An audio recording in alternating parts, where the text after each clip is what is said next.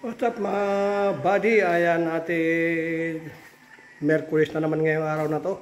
At siyempre ang ibablog natin ngayon dahil nagpagawa nga ako ng ano rito ng lamesa. Doon sa isang kaibigan natin na gumawa rin nating mga hamba.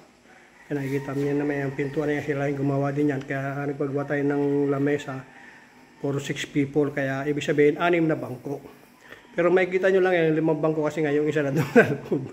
Ayan, gamit-gamit ko sa aking computer. Pero ito medyo may kamahalan. Pero na dumating, kita ko naman sulit kasi yung isang bangko, grabe ang bigat. Halos siguro sa mga 8 kilo, pa 10 kilo.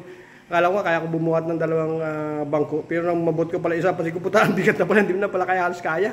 Kailangan 2 kamay na doon sa isang bangko. Grabe, kaya ibig sabihin, sulit nga talaga naman ang bayad.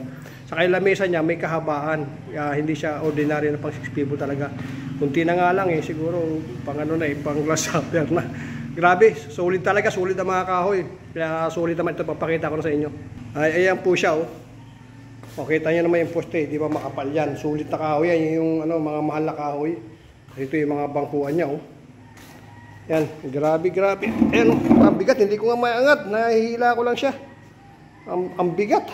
Hindi kaya ng isang kamay na iangat. Oh. Ayan siya, oh, lapad, oh. Oh, ang haba, oh. Oh.